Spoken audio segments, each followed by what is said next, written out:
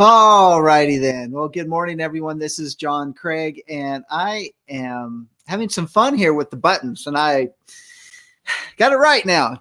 So, good morning, and you are listening to Let Us Reason Together. It's Monday morning. I am the second day of the week host for Let Us Reason Together, and today is Monday, the 6th of January in the year 2020 on the Gregorian calendar. It is the 9th day of the 10th month. And some say it's the month of Tevet, so it's the Hebrew year 5780. And this is where we are based off of Isaiah 118. Come now and let us reason together, says Yahweh, though your sins are as scarlet, they will be as white as snow. Though they are red like crimson, they will be like wool. Well, I'll tell you what, we're going to sit down today. We're going to reason out some current events, cultural shifts, and of course this week's Torah portion. We can either push back or push through. Nevertheless, if iron does not sharpen iron, sparks will never fly, let alone ever get a fire going. So without a little heat and a good midrash, how will our hearts ever get soft and moldable enough to be transformed in the way that the Spirit, the Ruach HaKodesh, wants us to be, and maybe have a little fun along the way? And I want to bring in right now my illustrious leader of the Messianic Lamb Radio, Mr. Mark David Smith. How are you doing today, Mark? Hello, Craig. Thank you for inviting me to your show, this show. Thank you, sir. Your name, or today, I'm sorry, I messed up on your name. Today, your name is Cram. So how does that? It's always Cram. So anyway, it's always Cram? Always. Yeah, always Cram. Oh, so if you're wondering what that is, it's kind of like Share. Yeah, this is Mark's new show. Want to just give you well, welcome everybody to the Compass of Cram. I'm so glad that you could join us today. Wednesdays. Oh, it's on Wednesday. This is Monday. Yeah, this is Monday. But this is not the show. This is not the show. Wrong intro. I did. Oh. That's why I use Let Us Reason Together intro, because this is what today's show is. Oh, this is Monday. Well, there was a woman sitting next to you, and then she left, and it just confused me. I just have no idea what all this is. I get confused about that. Where are we at? She'll be back. She'll be back shortly. But also joining us from the great, I always say the great white north, because I always think of Canada in the wintertime as white, but I don't know. But we've got Darryl Weinberg. Good morning, Rabbi. How are you doing today? I am well, thank you. So it is dark in here. I need to put on a light. My goodness. There we go. Hey, so is it the great white north? Hey. There was something just ran through your house. Yeah, I know. We got critters all over the place here. Oh my gosh! Wow. So is it? Answer. I gotta get an answer to this question. Is it the Great White North up there in the Niagara Falls area? Hey, beauty. It's white-ish. Whitish. Yeah. Okay. Beauty. We have a smattering of snow. It's not knee deep to the hoopla or anything like that. Okay. All right. Well, that's good. Knee deep to the hoopla. Okay. All right. That's good. You ever feel like you just completely lost control?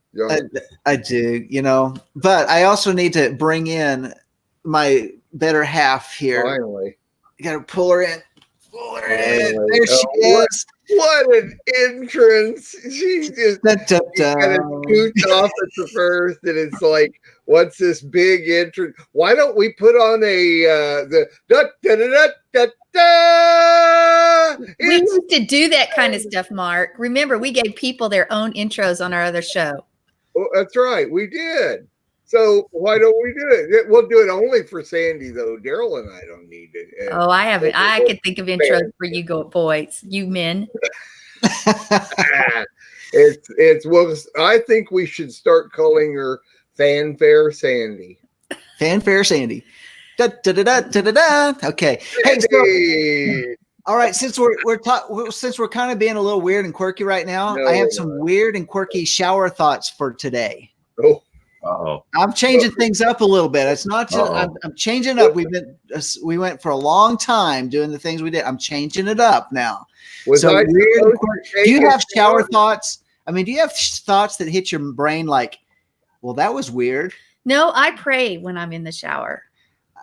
You know, things hit me in the brain, but these are not mine. I'm going to say it up front. These are not mine. But see, the shower isn't just a place to sing or sometimes, but it is a great place to pray. I'll tell you that. But separated from our cell phones, I'm giving you a heading here. Standing under running water often allows people's minds to run free. Okay. So here are some things that pop up in people's heads while in the shower, and they've actually been published. So bear with me. Manuals for TVs are regarded as useless, but in 5,000 years, they are as valuable as the Rosetta Stone. It contains the same text in over 20 different languages and alphabets. That's a shower thought for that. How about this one? That one. Yeah. How about this one? That fork at a restaurant has been in 1,000 mouths. Other mouths. And it's only been washed 800 times. You never know. You never know. Just wipe it off and put it back on the table. All right. How about this one? The real winner in the every child gets a trophy is the trophy making company.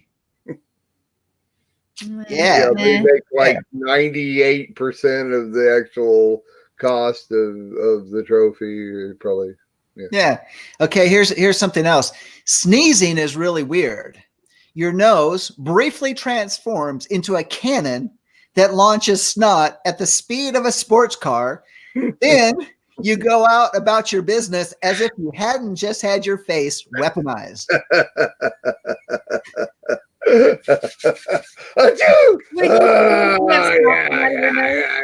Now, are these thoughts that while we're thinking in the shower? Yes, thoughts that we think. What do you think of? What do you think of, Mark, when you're taking a shower? Well, I'm like you. I pray, but mostly I pray that I just don't go down the drain when everything's rinsing. You get out of the shower. I'm melting. When I'm in the shower, I just. There's cells on my body that when you wash, you kind of wash the cells. So in fact, when you're looking down, a lot of you is washing down that drain because they're your cells that you scrub off of your body, and there they go. So I'm like, oh, there I go. I'm going down the. Doesn't everybody? I'd be like, hallelujah, I'm going to have soft skin.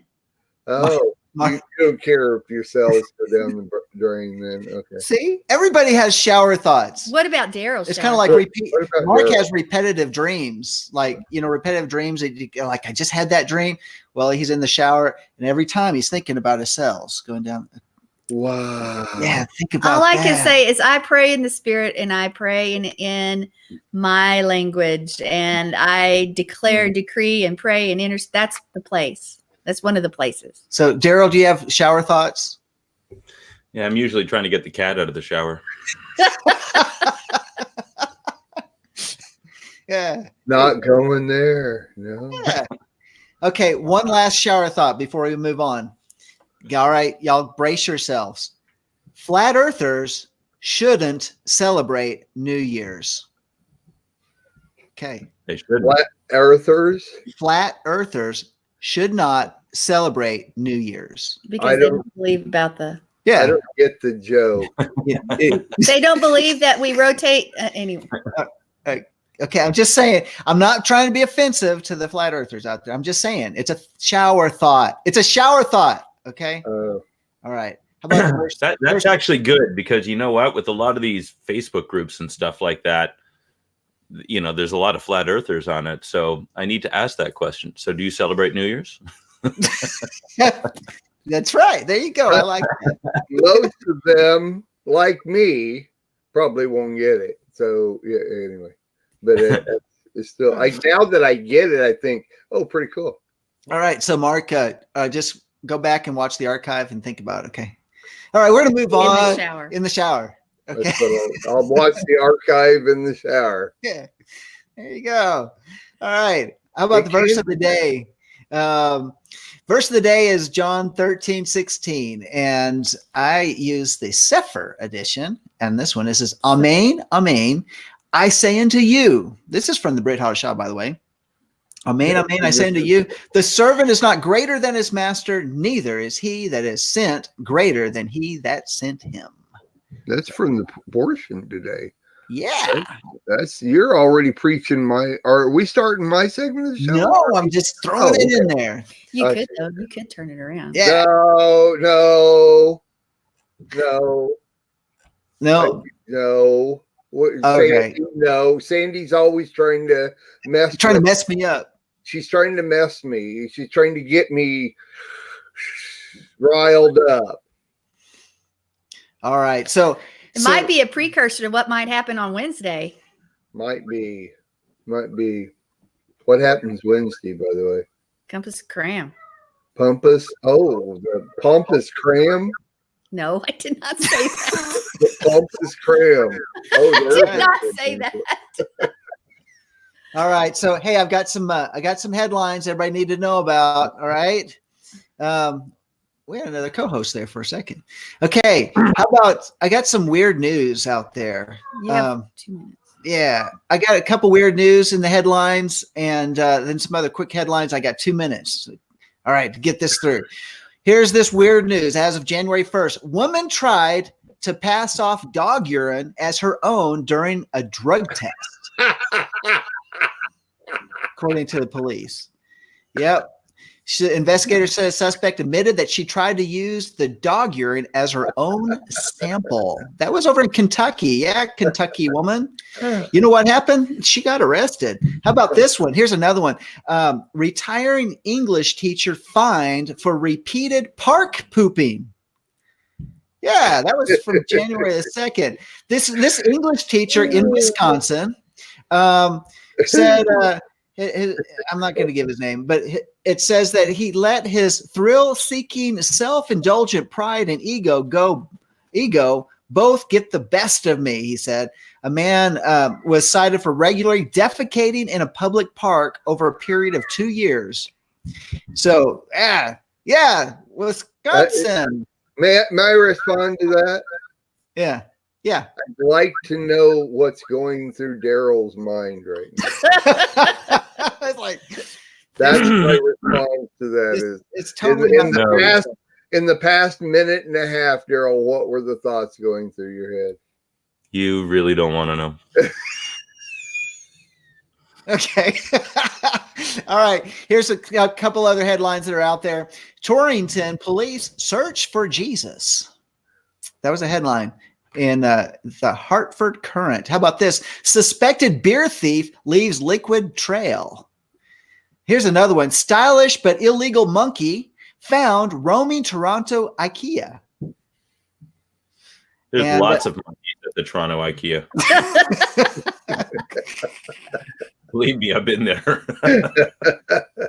How about this one? This is from Provo, Utah, from the Daily Herald over there. Self-proclaimed invisible man, no show at court hearing. Self-proclaimed invisible man. What was that show that, oh my gosh, it was a great show. Everybody on it was totally whacked. And one of the main characters truly believed that all he had to do was snap his fingers and he was invisible. And I mean, he literally WKRP. What was it? Is that WKRP in No, Cincinnati? it wasn't WK. It was the same time period though, and it was about a family. And this guy was, I don't know what his character, but he could be anywhere, and he truly believed it. And I mean, he would be at a party and he would just snap his fingers and he would just go and stand right there and listen to people, and it was hilarious. So. Well, here's another headline. So Was that's it so? what it was. I knew I loved you for some reason, Darryl. You're great, man. So that's what it was. All right. Okay. Great. Look it up, man. How about this next headline? Sun is too round, says scientists. All right. Yeah. Okay. Somebody gonna take some sandpaper up there and that was from take an edge off. How about and that was from the Independent. And this is about Red Cross in search of donors with a low blood supply. A low blood supply. Yeah, Red Cross in search of donors with low blood supply. And this one is very interesting from masslive.com. It says, police charge one armed man with unarmed robbery. One armed man with unarmed robbery. Okay, I thought it was funny. How about this next one? I'm going to leave it with this one before we move on. Police arrest naked man with concealed weapon. No, you need to say it like this. Police arrest naked man with concealed weapon. Where did he put that weapon? I'm just wondering.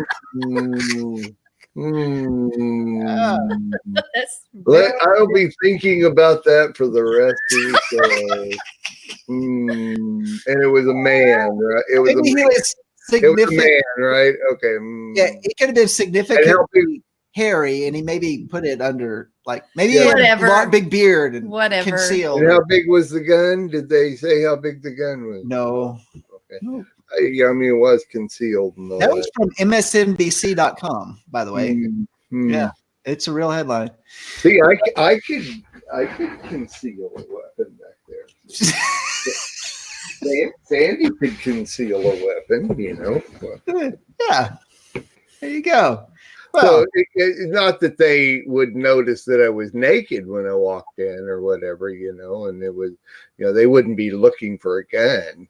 You know, that would be the whole thing. You started it, dude. You started it.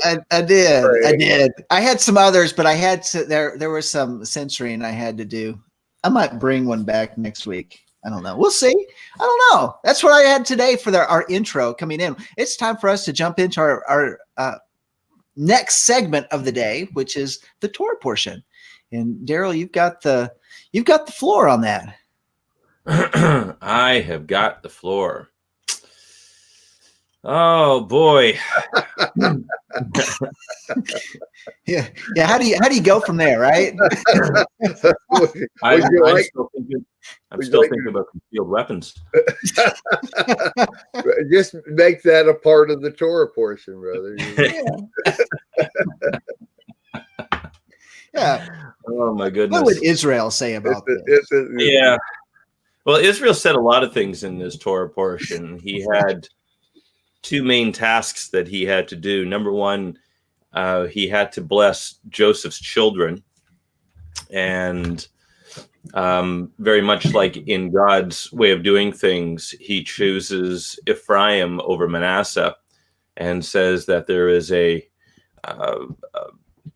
both will be blessed, but Ephraim will be the greater, even though he's the younger. And that happened a fair bit during in Scripture, at least during the patriarchs anyway, because the firstborn was the most important child in the family, because it's especially the male, because he's the one that carried on the family lineage, and he was always the recipient of the double blessing.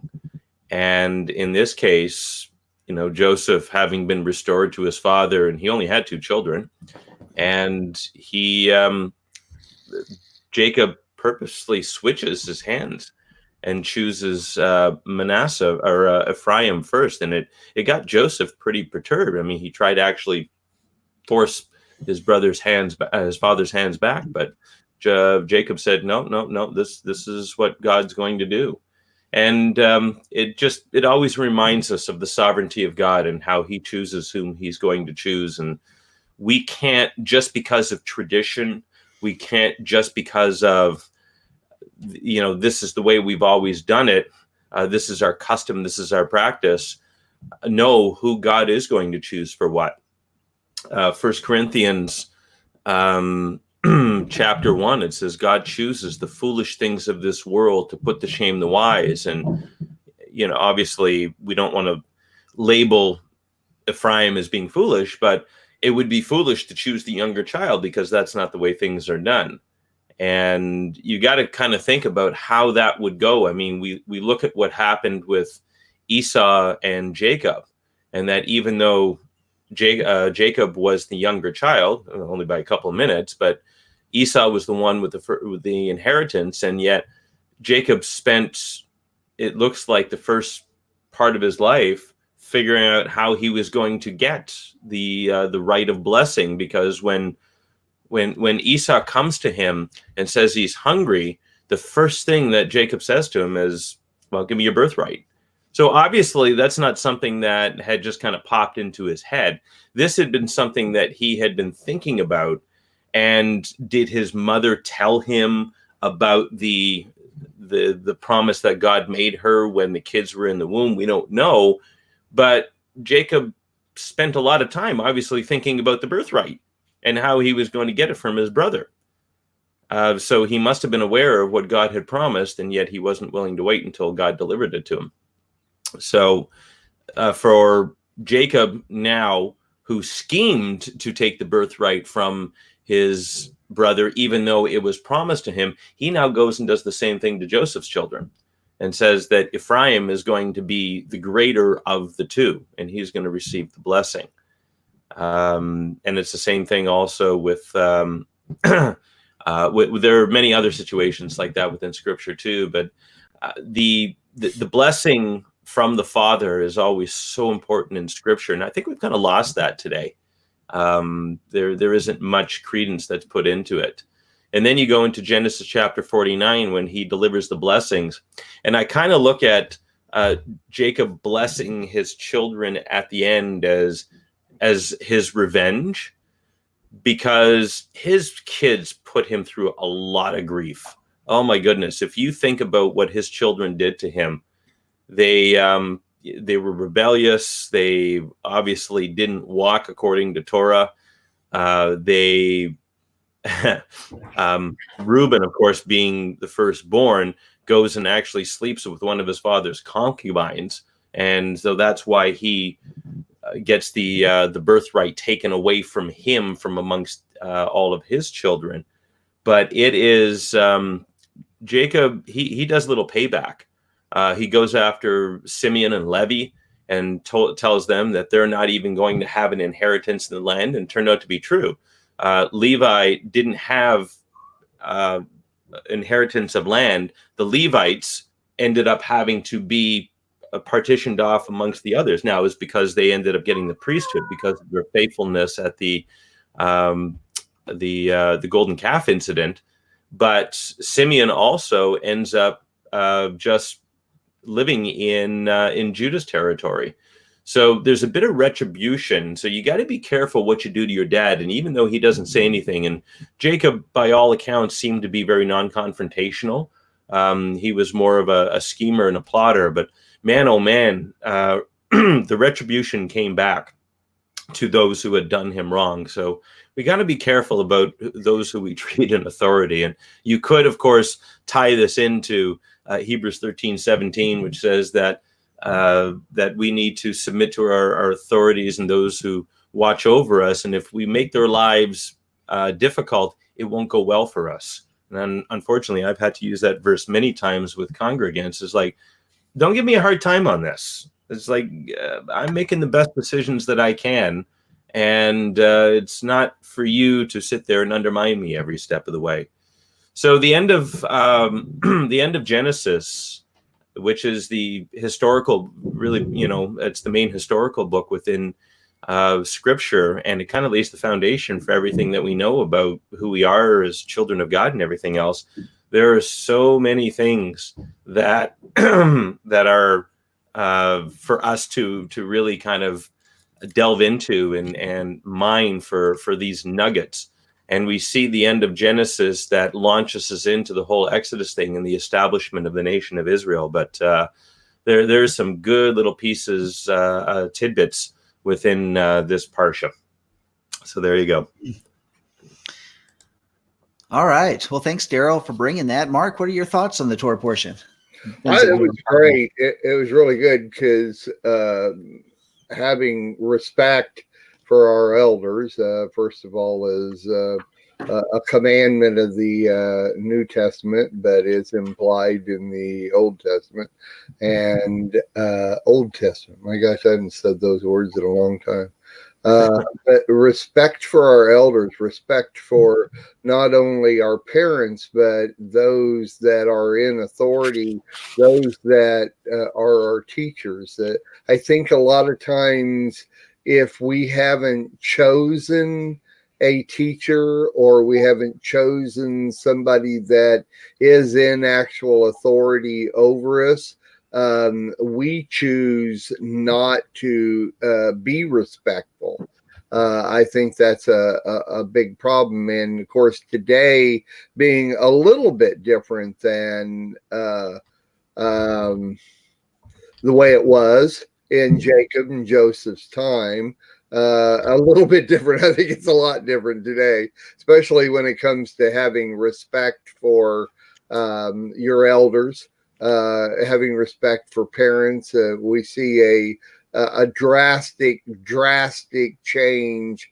I think even in religious communities, even in the Messianic lifestyle, Christian, Jewish, not so much, I think, but we see a tremendous loss of respect and the way somebody treats not only parents or people in authority in private and in public. I think it makes up about half of all of John's news stories is, little tidbits at the beginning of the show is people not having respect for somebody else, especially in authority. And I don't know. I wasn't raised that way.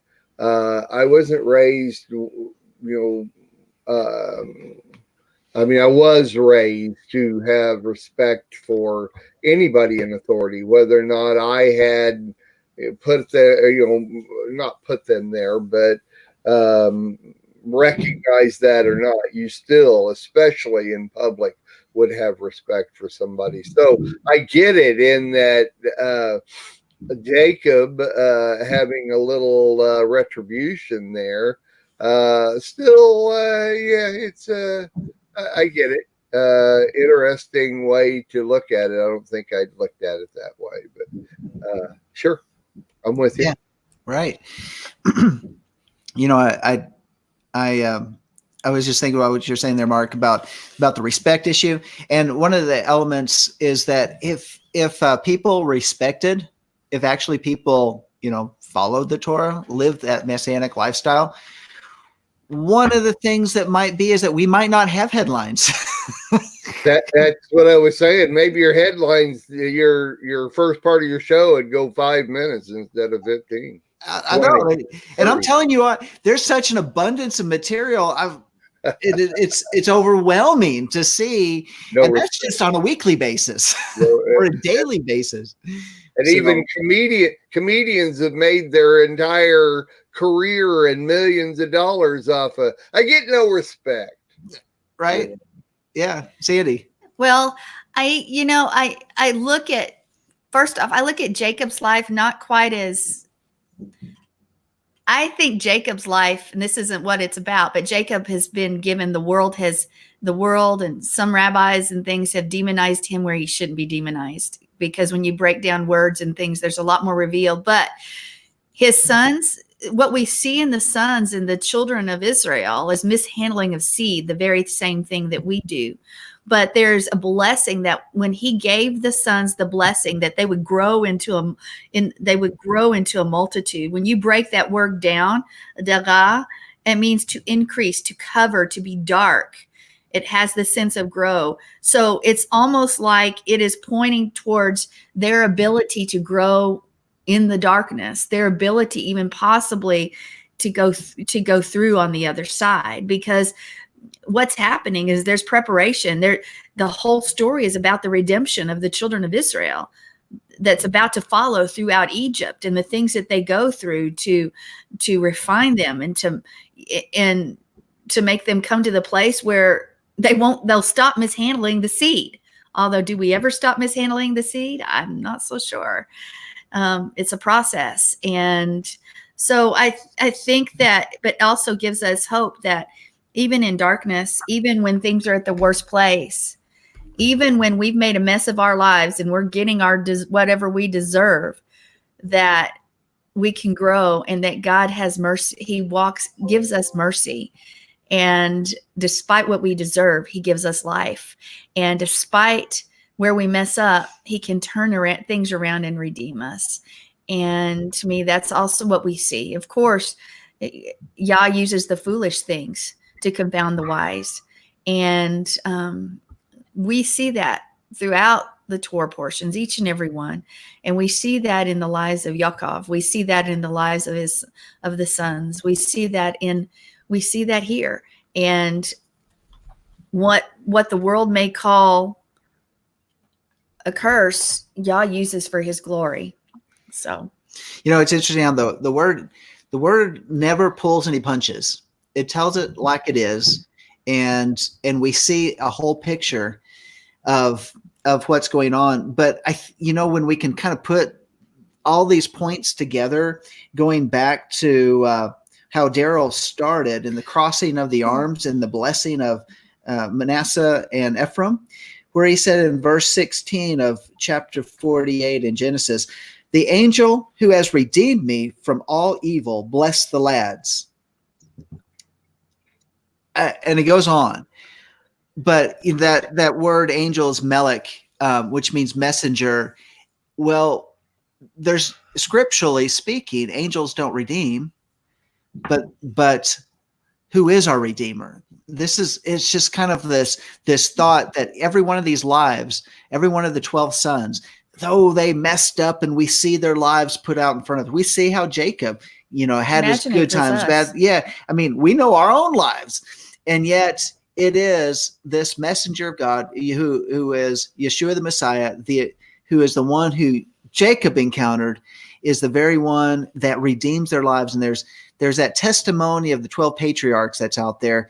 And you can see these now, whether it's true or not, it was just how it summarizes these guys' lives, but they come around saying, I did these things, but then my heart was saw basically the foolishness of my youth, and don't go where I went. Follow the paths of following the word. Yeah, Sandi. I do want to clarify something.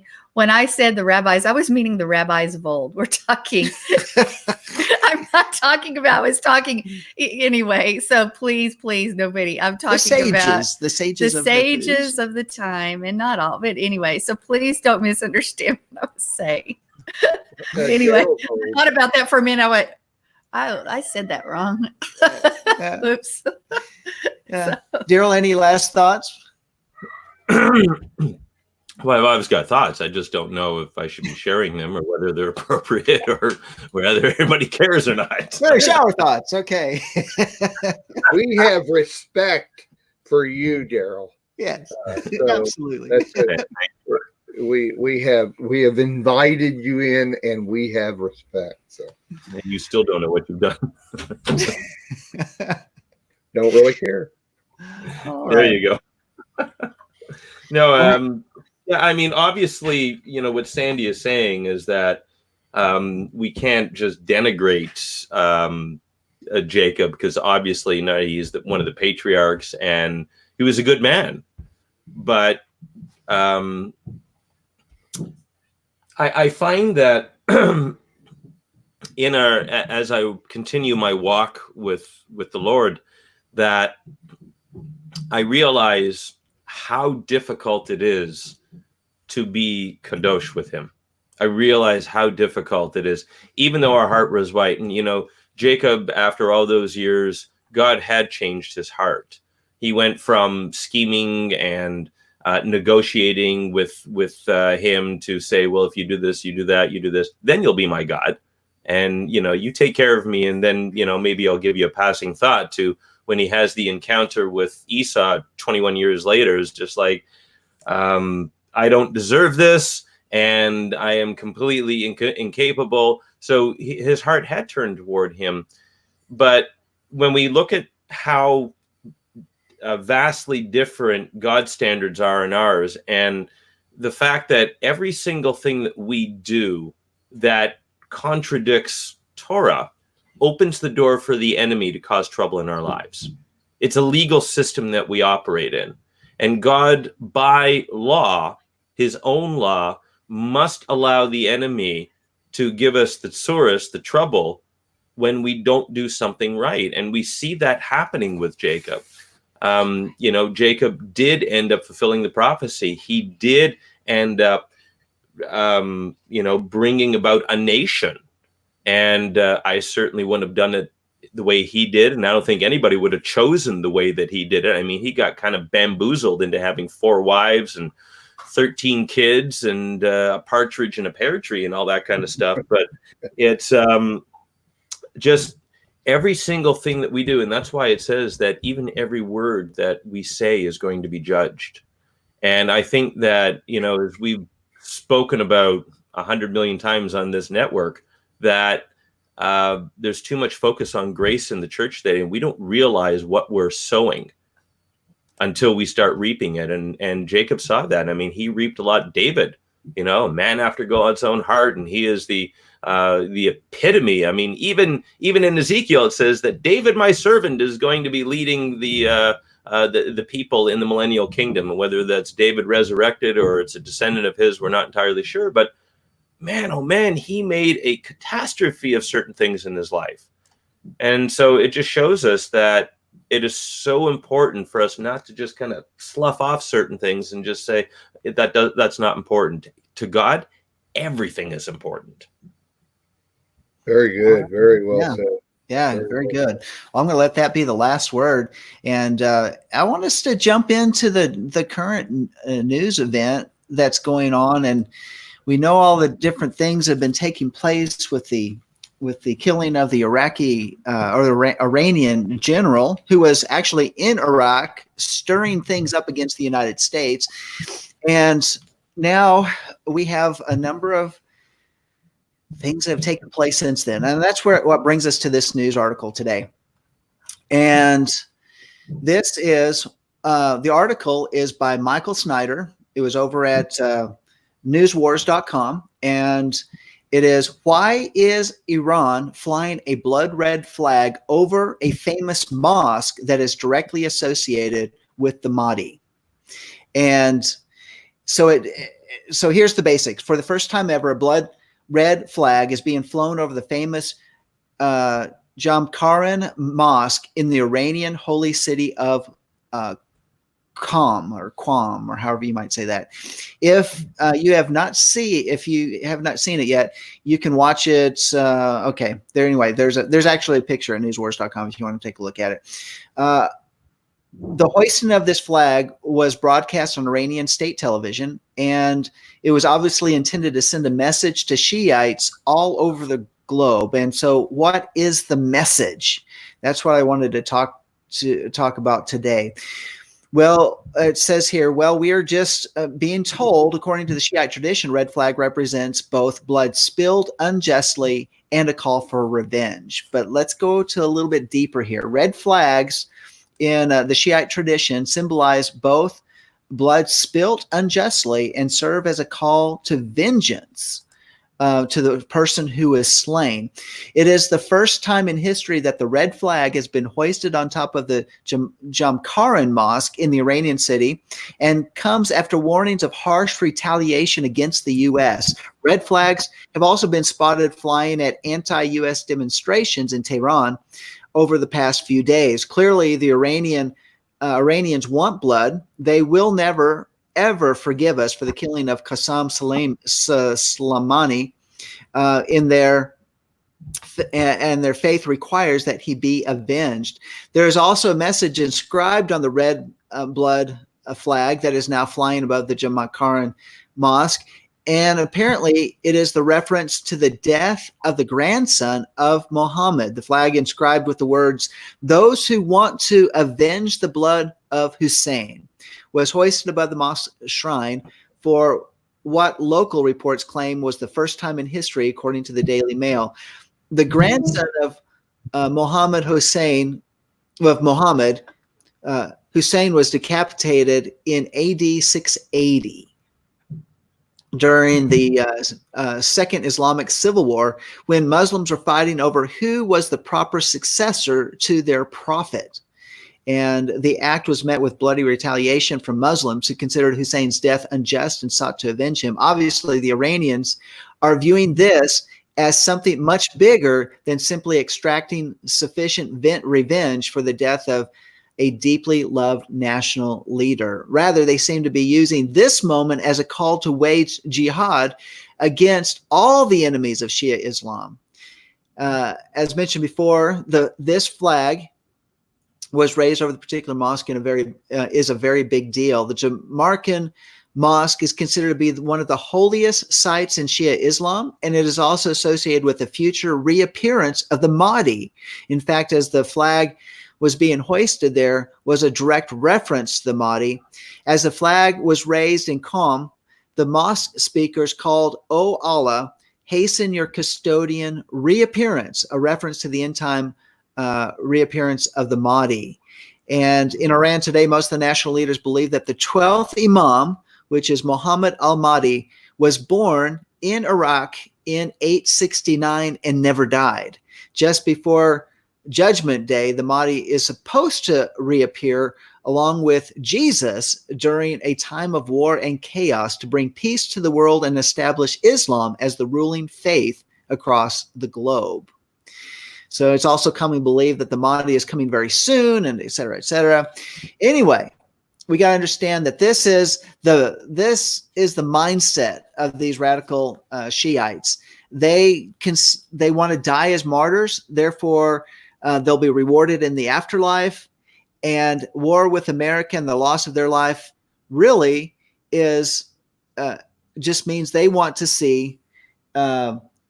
They're willing to lay down everything in order to avenge this general. They're willing to lay down everything for the reappearance of the Mahdi. Now, understand again that the Mahdi was born. They just believe he never died and he is just going to appear. Interesting parallels that they try to bring in that you might see within biblical faith. But yeah, thank you, Mark, for pulling that up. There's the flag over that deal. So I want to throw it out there and say, we've got all of these things are going on. Was it the right thing for President Trump to order the killing of this general who was actually, in fact, seen in the green zone at the big protest in front of the U.S. Embassy the other day? And as he was leaving and he was heading towards the airport, they did a drone strike. So they killed him, took out others. And so it stirred up a lot of things. Some people are calling in the media saying this is the verge of World War III because of how this thing can escalate. I want to hear what y'all's thoughts. Are we seeing something that is going to escalate? Are the Iranians going to take it further? Are they going to activate sleeper cells in America? Is this a big deal? Is this something we were looking at as a biblical event? What do y'all think? I'm going to put it on the table. And Darryl, I want to bring it to you first. What are your thoughts?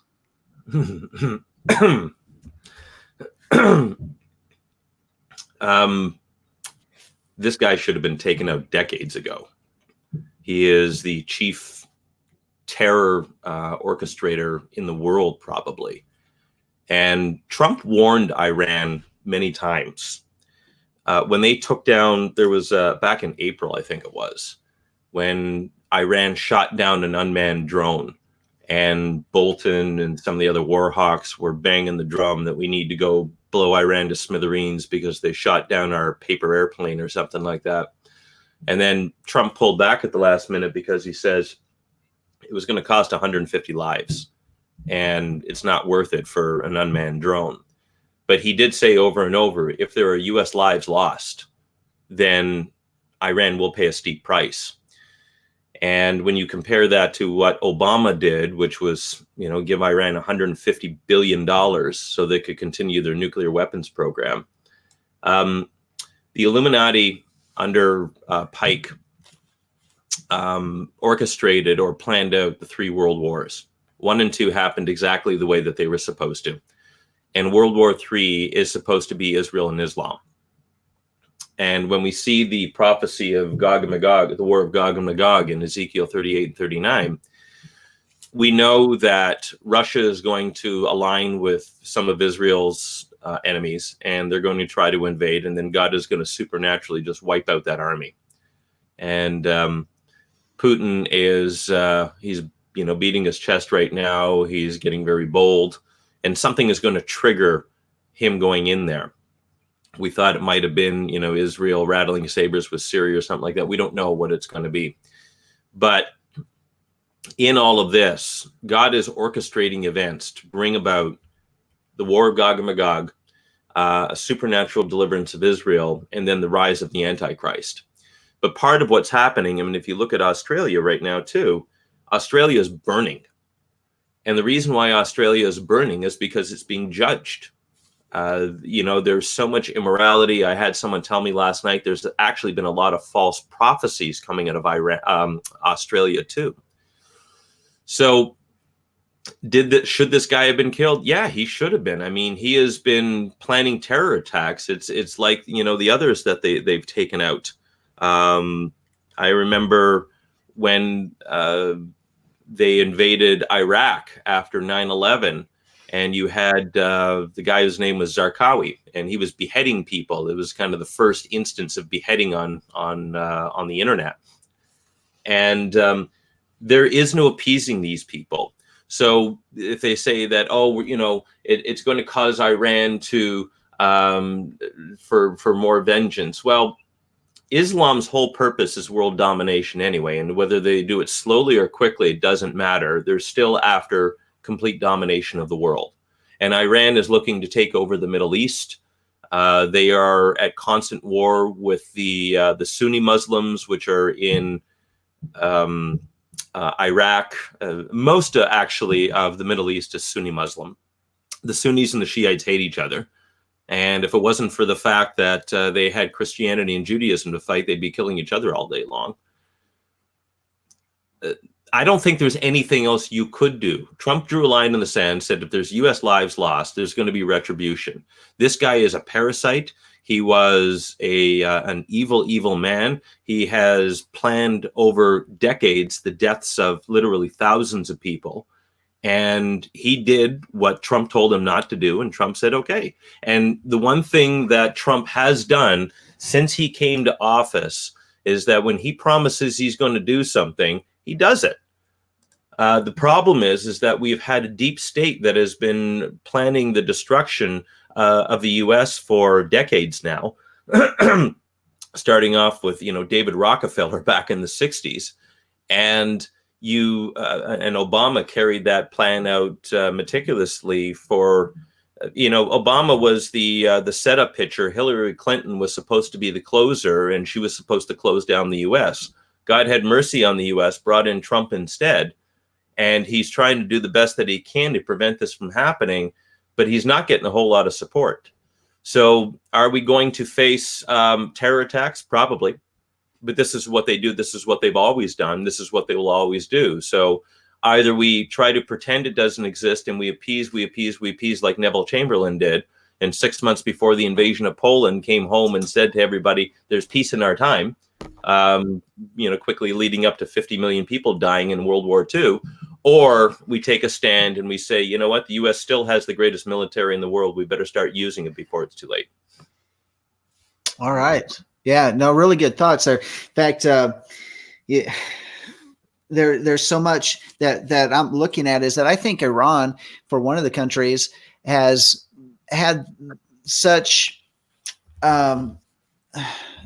they've been so vocal about coming against the United States and Israel is because they've looked at Western leadership as weak. And you mentioned this, Darryl, is that we really are a divided country. We've got a country that is doing everything it can to weaken the presidency of the United States. We've got so many divisions going on between races and cultures and economic classes and education. Done on purpose. All of it done on purpose. And you're right about that. I mean, it started all the way back with the Clintons.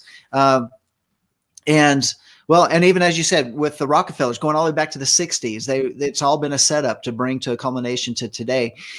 And when they look at us as weak, they think they can do whatever they can. In fact, they thought that even the demonstrations there at the embassy in Baghdad was because they didn't think we were going to do anything. And President Trump hasn't done anything because U.S. presidents have typically been weak when it comes to attacks on American soil, other than during the time of Clinton when he threw a couple rockets over into Kenya and Nairobi and blew up some pharmaceutical plants or something like that during the time of the Monica Lewinsky ordeal, kind of take the news off of himself. But other than that, I mean, that really wasn't a show of strength. President Trump is actually giving a show of strength and to show that American means business don't do anything, but it takes us, don't do anything to us or it will escalate. We're going to take it further. And, which leads us to the next point is I'm going to bring Mark back in. Mark, what do you think? Is this going to be an escalation to all-out war which is brought to Israel, as Darryl was talking about, the Gog-Magog war? How serious is this? You're muted, Mark. Oh, there you go.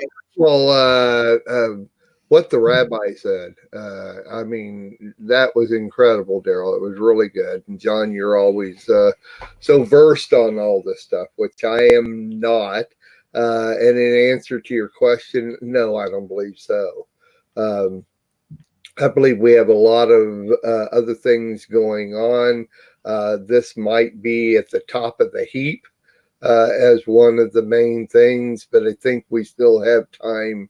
I think Armageddon's in the future. I don't think we're that close to it. But I am no scholar on these matters at all. I don't watch them nearly as close as you guys do. So I don't know. Maybe I am one of those that it's one of those things where I have seen too many times in the past 20 years, people predicting that it's going to happen now, get ready. This is time. Maybe I'm one of those type of people, but if I am, I think it's one of those things where I'll wait and listen to you guys tell me, okay, it's time, it's going to happen, and then I'll go with it. All right. Yeah. I think we got a lot to be looking at because we have a lot of things that are coming together, in my opinion, of the perfect storm. We have these elements within the Middle East that they've been brewing for a long time. We've seen Iran in Syria. We've seen Israel attacking Iranian locations within Syria. We've seen the connection between Hezbollah in Iran and Hamas in Iran. We see all of these elements there, but then we've got the division within the United States. We've got the things in Virginia with the gun grab that the governor is proposing to do.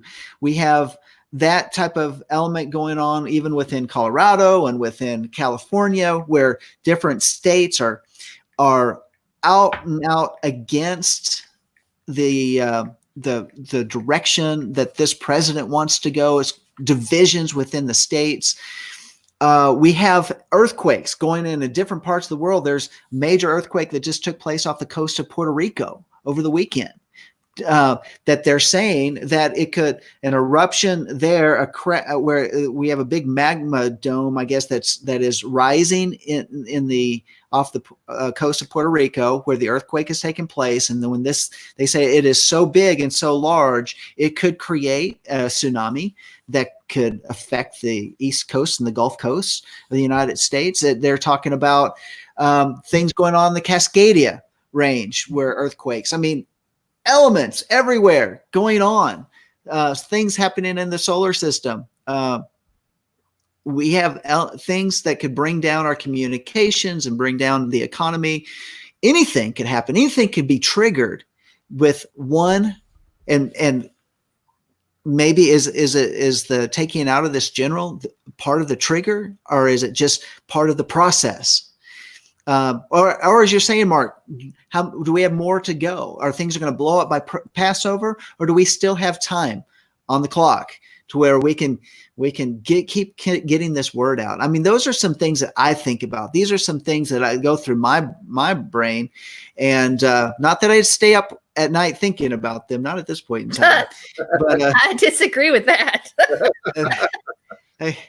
But it does concern me, all these different things, because we need to be awake and we need to be aware. But it's very interesting the time that we're living in, and how many people are not paying attention. As Tammy says, the masses are asleep.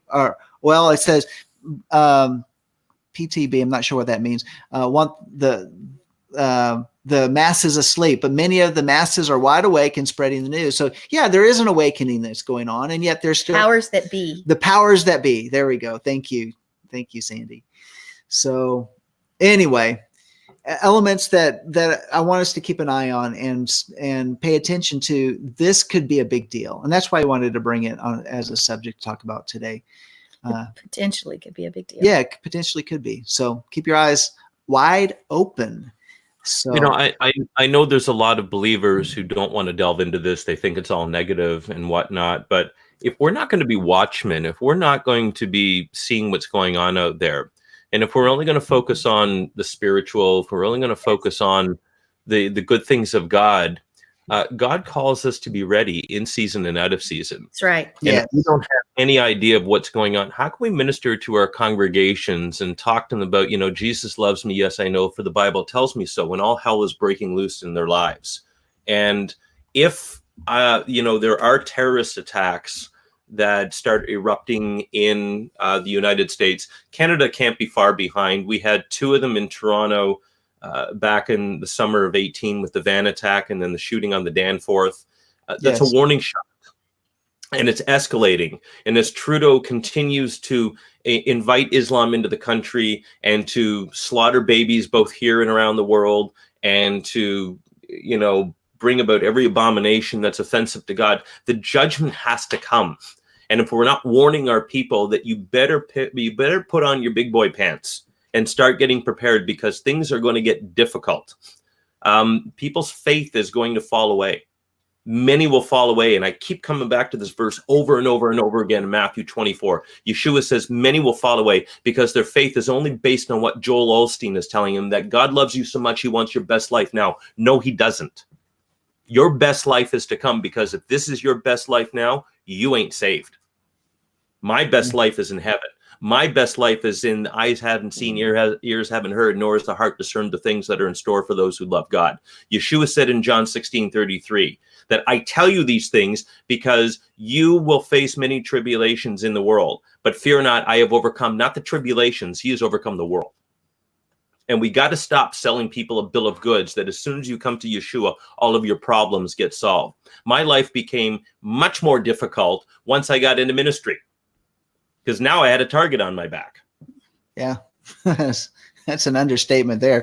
That's really true. But isn't that? But I like how you capsulized that whole thing, because honestly, we are supposed to talk about the times that we're living in, and there's a lot of people that just don't want to hear it. And prepare. Yeah, and whether it's for us or other generations, it's just it is very important that we pay attention to what's going on and know what's happening out there. So, and I just think about an article we talked about in the past where the millennials are leaving religion and not coming back. And we talked about that. So yeah, there's your word, Mark, millennials. So, but think about that is that we need to somehow be able to communicate this message to the younger generations that have heard, a lot of them have heard, Jesus is coming back. You need to repent. The rapture is right around the corner and whatever, 88 reasons that he's coming back in 1988 and all these different things have been big disappointments for a lot of different people. And they're like, we're done with religion. We're done with all this. We have to somehow renew this type of message because there is a whole younger generation that is somehow we've been disconnected with. And and honestly, I think it's going to take revival. It's going to take an awakening that needs to come through it needs to sweep through Canada, it needs to sweep through the United States, around the world. So anyway, well, hey, that's all I wanted to talk about that today. Let's jump into the next segment, and that is the Brit Hadashah. Mark, you've got that for us today. I do. The Brit Hadashah portion is John 13:1 through 19. I don't know why they didn't take it over to 20. It all works in there. As a matter of fact, 20 is one of the better ones. This whole discourse is literally full of different things that we're all very familiar with. But the one that stood out to me, the one verse that stood out to me when I was looking over it, you had asked me to speak on this, and I was looking over it and kind of, okay, God, what stands out from all of this? Once again, a lot of things stand out. It's verse 3, and reading from the Complete Jewish Bible, because quite honestly, I looked at it in other versions, and this is one of the most chopped up sections that I've ever read. It's so chopped up. You almost want I know a lot of people put down David Stern for his version because it's a different way of writing it up, but sometimes it's nicer to have it out like that. Verse number 3, Yeshua was aware that the Father had put everything in his power and that he had come from God and was returning to God. I think the thing that stands out in this whole thing, because the rest of this part of the portion, verses 1 through 20, I'm going to say 20, really goes along a lot with what y'all have been talking about with, different wars and rumors of wars that are happening and that type of thing. But it really kind of boils down to this verse to me, because Yeshua was aware of the power of God that was in him. And it's, the Father had put everything. It's such a distraction. I've got something going on. I'm sorry. I apologize. He was aware of that. And without us being aware of what God has put in us and what God is working in us and applying in our lives so that we can work this, without being aware of that. I mean, and I think a lot of people would ask the question, well, I'm saved. I'm aware that I'm saved, and I'm aware that God is in me and that I have these abilities to do these things, and I can do all things through the Messiah who strengthens me.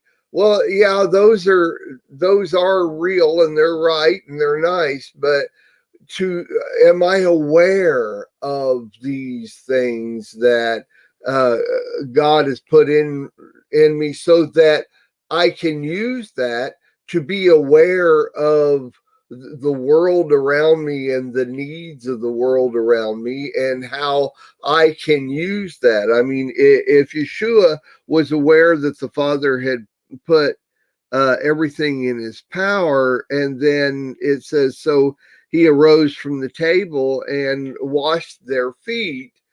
It doesn't take power to wash somebody's feet, but what came out of that and what they understood from that and what we can understand from that is vital to our lives and vital to the walk that we need to have. But without having, I mean, you can go wash somebody's feet. I could turn to Darryl and wash his feet just for washing his feet. Okay, now they're clean. But if I can wash his feet and you can learn the humbleness of that, and I can learn the humbleness of that, and I can minister to the person, and they can now be aware of the power of God that's in them, how much more is that vital revelation in our lives, and then we can go out and use the power of the God that's in us. That's the way I would look at that. I'm done. Oh, everybody is muted because everybody. Okay, there you go. Oh, now you mute on that. And but I want to hear from Darryl. What are your thoughts on this part of the Brit Hadashah? Yeah, I agree with Mark. If we're going to do things, the biggest problem that the Pharisees had, and the biggest problem with rabbinic Judaism, is that it's all external. And you can do, I mean, Paul references this in 1 Corinthians 13 when he talks about what love is. And he says that, you know, I can give my body to be a burnt offering. And if it's not done with true love in our heart, then I've accomplished nothing. I can say all the things I want, and I can just become a clanging gong. So much of what people have do today is based on the external. That was what Torah was. It was trying to work righteousness from the outside in. And that's why it never worked. And, you know, obviously God understood this. The new covenant is working righteousness from the inside out by God inscribing the Torah on our hearts, but he has to change our heart too, because if our hearts are in unbelief and we have hearts of stone, then we've simply taken the 2 tablets that Moses had to destroy because the Israelites couldn't even wait till he got back down to give it to them. And I always laugh too, because when I look at the end of Joshua chapter 1, when Joshua is now commissioned and God is saying, you know, don't fear. And then all of Israel surrounds Joshua and they say to him, just like everything that Moses told us to do that we did, so the same thing is with you. I'm thinking, did they just blot out 40 years of history? Like, what happened there? Really? Yeah. There's a bit of revisionist history. There must have been some Democrats or something like that in the Israeli camp, because they just whitewashed 40 years of rebellion. So we, you know, the power that is in us is only done through the right motives. You can do all the wonderful things. You know, we always look at that the passage when the widow with 2 mites.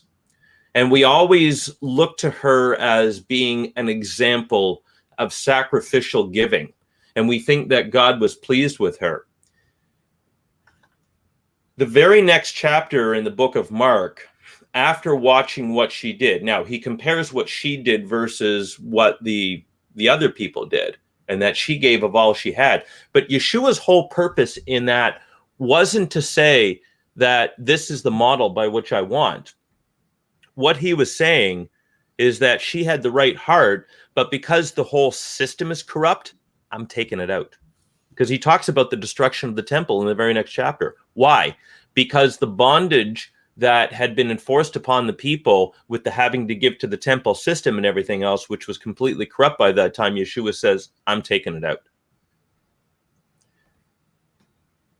Everything that we do needs to be from the heart. And even if we don't do it the right way, too many, what I have found, especially in the last little while, is that when Gentiles start to come into the Messianic lifestyle, and they start to embrace Torah, they get all thrown out of whack because they don't know how to apply it with balance. They get imbalanced because they don't understand the spiritual aspect of Torah. They come from all grace. They come from a antinomian perspective. They come into Torah and realize, wait a minute, there are actually expectations of me. And then they go into legalism. And then they start telling everybody else that they're doing it wrong. We had a couple that was down here in the Niagara Falls area that were so excited about us coming down. And the wife, and it's how we met her actually, was on a Facebook Torah group. And she had asked for prayer for a friend of hers who's not a believer, who had an abortion. And the community eviscerated her, telling her, that she shouldn't and how dare she and everything else. She pulled back. She walked away from this. And now, even after meeting her husband, having a couple of good conversations with him, it looks like he's pulled the ripcord and jumped out of the plane. Unless it's done through love, unless it's done through the right motivation, you can take all of your obedience and you can chuck it out the window, and you might as well go talk to that piece of rock over there and see if it's going to do something for you, because God's not interested. Yeah. Interesting. Very good. And that breaks my heart when I hear that. And I know about those Torah groups because I monitor those at times, but I get so frustrated because they parse words. They start. Them. Yeah. It's like, I don't even comment because they're ready just to pick apart anything that one might say. And, which is a sad commentary. And that's how the non-Messianic Hebrew roots, people out there see us. They see us that way. And there's a big danger. Because it's not just those that are coming into the covenant, understanding it, that sit there with the rule of law. Because as you said, as we say, the Torah is spirit. I see the majority of those that follow Torah follow in legalism and law, and they forget that Torah is a spiritual concept. I don't think it is the new people alone that are coming in, because so many are exiting.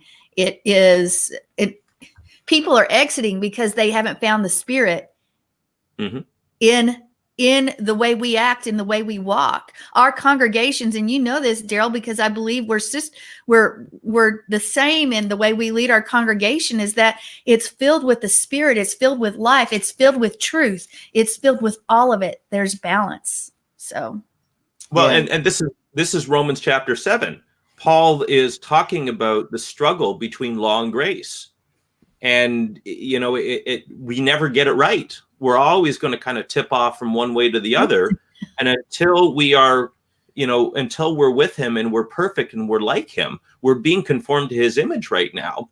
And, we've all made so many mistakes. I mean, people will often say to me, oh, it's amazing how you frame that or how you position that. And it was just like, I had a lot of years of experiencing the wrong way to do that in order to get to the right way to do that. Yeah. I've been invited not to come back to a lot of churches because of how I have framed certain things. And even just very recently, I had a conversation with someone who got all offended about how I said something. It wasn't wrong in what I said, but this guy was extremely wounded from stuff that's happened over his life. And he even said that, oh, he must hate me. And I'm thinking, oh my goodness, how on earth did he come to that? I just simply asked him a question about why he was doing something, but something in my tone, because of, well, that's kind of who I am and the way I do things, but he got offended. And so I had to send him a text and I said, I understand you were offended. And I said, let's get together and talk about it and everything else. And it's just like, oh my gosh, my first instinct is like, would you please just pull the thumb out of your mouth? But I can't do that because then you end up turning off people. Yeah. That's so true. It's so true. Let me jump in real quick. And we've gotten way off from the beginning of this, but to respond to what Darryl was just saying, I really want to add this in. Yesterday, I went back to church after not being there for the whole month of December because of all the Christmas trees in the church. And I was greeted by massive amounts of people that noticed that I was gone for a month. Some people even saying, we missed you so much. Are you sure it was only a month? And everybody was real happy, and only one person actually asked me why I wasn't there for the past month. And I hem-hawed around it, and I said, I really want to tell you, but I don't want to offend you. And they're going, well, you're not going to offend me. And I said, well, it's just like so many other things. I really have to give you a half-hour teaching before I can explain to you, or I can answer the question that you just asked me. In other words, I can't just tell you, but I could, because I don't want to offend them. But I could just tell them, the whole idea about paganity and Christmas and your Christmas trees. I'm not going to go into this building when there's 10 Christmas trees all over the place, and 5 of them are up on the stage and that type of thing, and eventually I did. I had to get around to give her the real short version of the half-hour teaching about it all. And, she was okay, but you could tell it was like, okay. Yeah. Right. That's what, again, when the verse that I read and what I was going off of here, Yeshua was aware. He's aware of the power that God gave him, but I think within that is being aware of how to handle the power that God gives you, and to be able to react to what Darryl was confronted with, what I was confronted with people. But I put myself in those situations, but I know how.